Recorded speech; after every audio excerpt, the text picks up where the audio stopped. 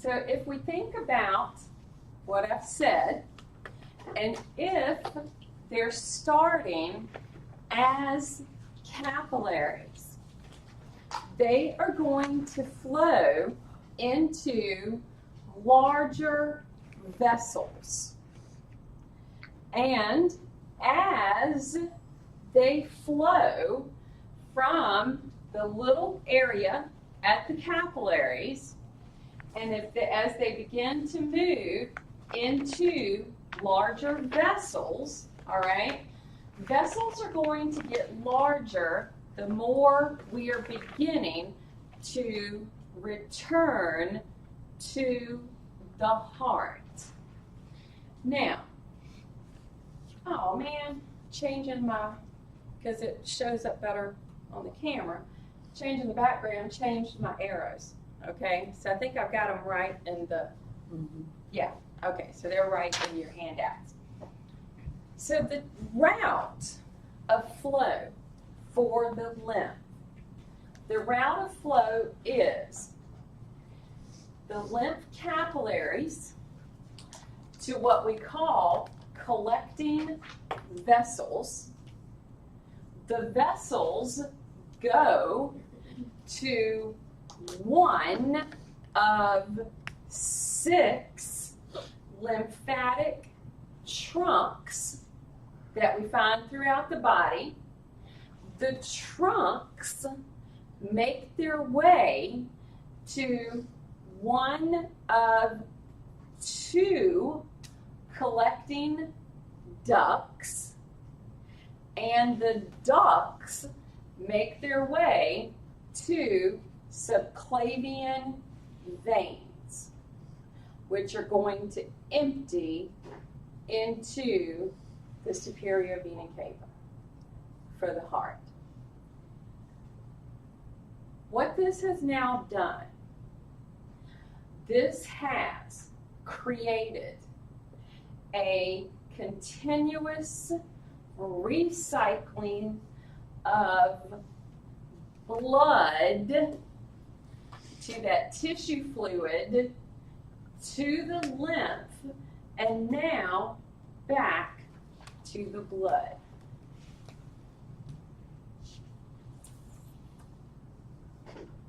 So, if I now have this route that is taking place, I'm able to clean up materials at this tissue level, return them, or basically return that fluid back to the heart that is now super clean, to now become a part of the fluid or a part of the blood that leaves the heart to go nourish my tissues.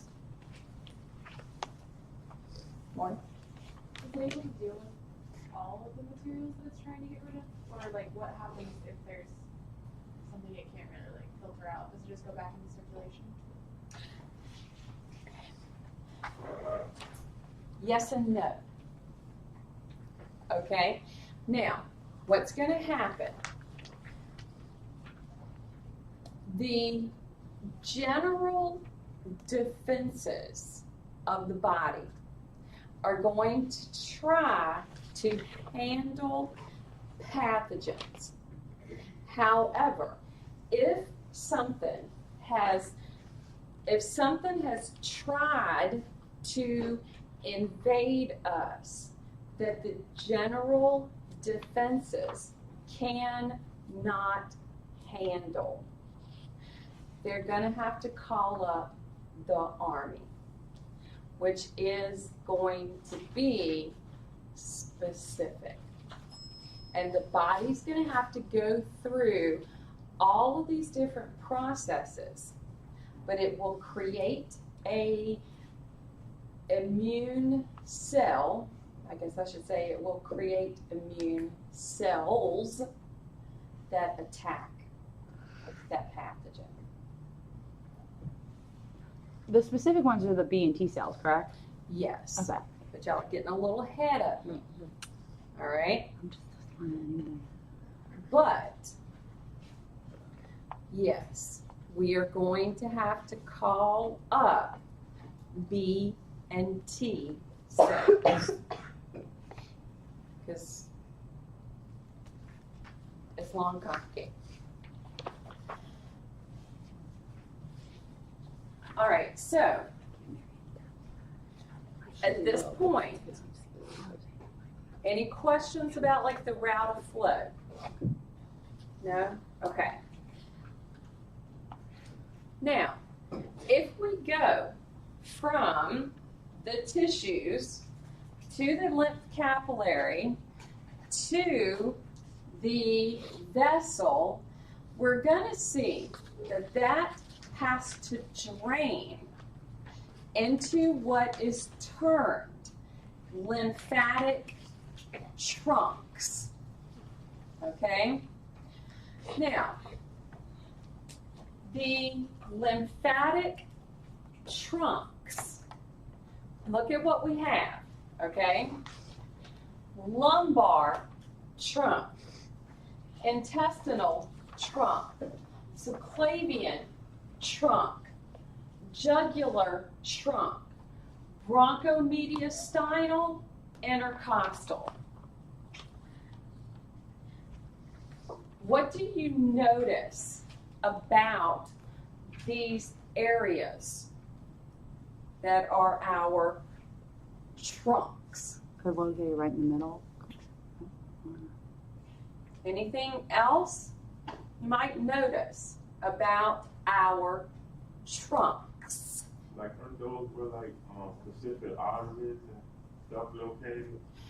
Well, they are going to have larger arteries and veins associated with them. Right.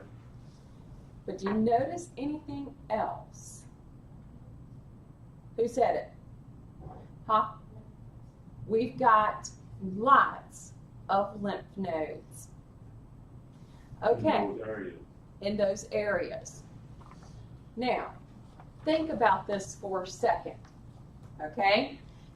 Do you notice any lymph nodes in the toes?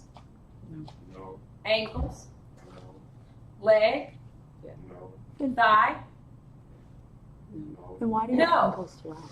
Huh? I was going to say, then how do your ankles, like the whole swelling of the ankles and those The buildup of the fluid. but they're not Because there's located. not enough No fill. movement. Okay, got it. Yeah. In other words, if these are not under pressure, once again, we need movement of the body. All right? Now, if I think about this, and if I said earlier that these lymph capillaries are found in almost every tissue of the body, guess what? They're found in your toes. They're found in your feet, in your ankles, in your legs. Okay? Do you see any lymph nodes along their route in the lower body, in the lower legs? No. But what you do see is that they enter one of the areas of the body that has a trunk.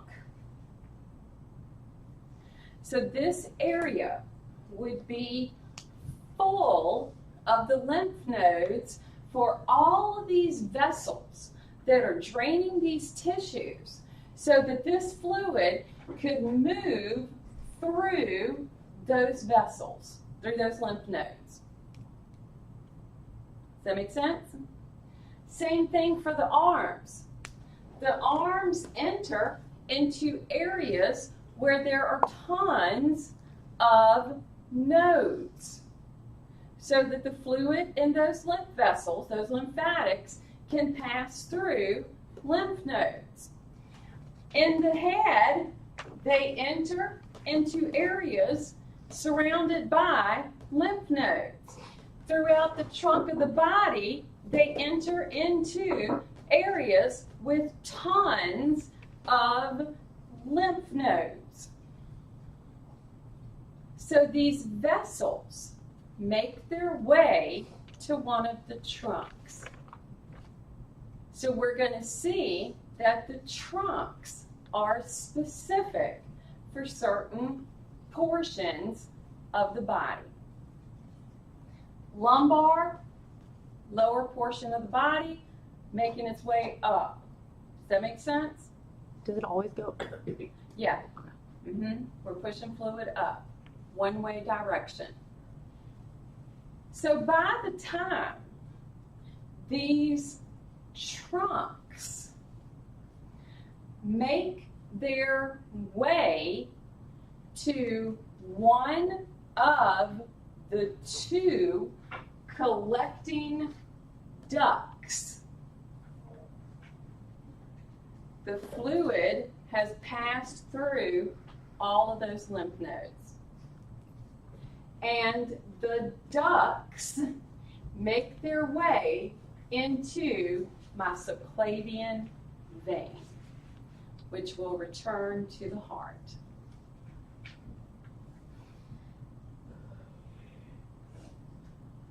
Yes, no, maybe. Okay. So those 6 trunks, okay, they make their way to one of the 2 collecting ducts. We have the right lymphatic duct, and then we have everything else, which is pretty much coming to the left. The right duct is formed from the right jugular, the subclavian, and the bronchomediastinal trunks. That's it. The thoracic, it's on the left, it's larger, it's longer. We're going to see that from the lumbar region, the lumbar and the intestinal form a very prominent sac in the abdomen. It's called cisternae. I thought it was cisternae. I'll double check my spelling on that. Kylie is, what is it? Just no L on the end. Was it, did I have it spelled right?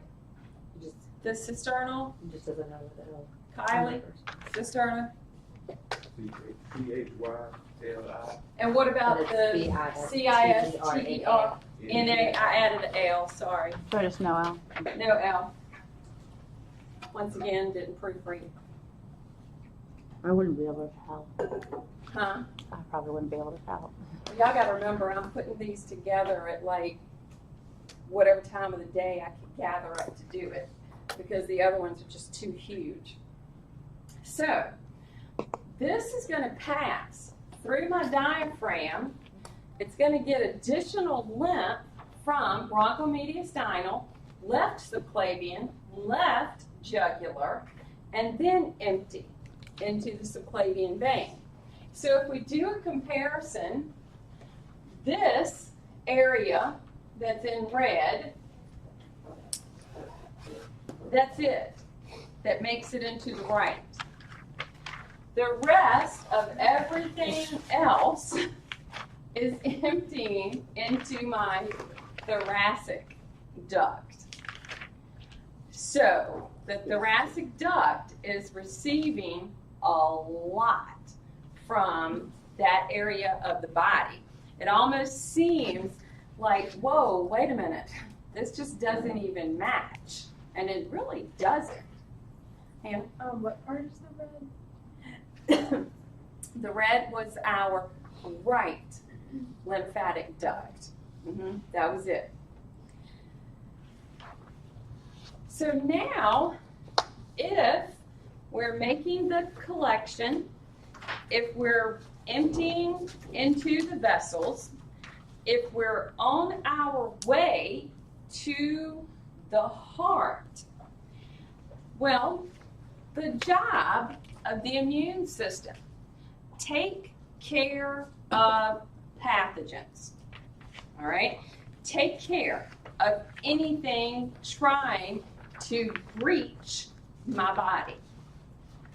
And it's going to have cells that will do that.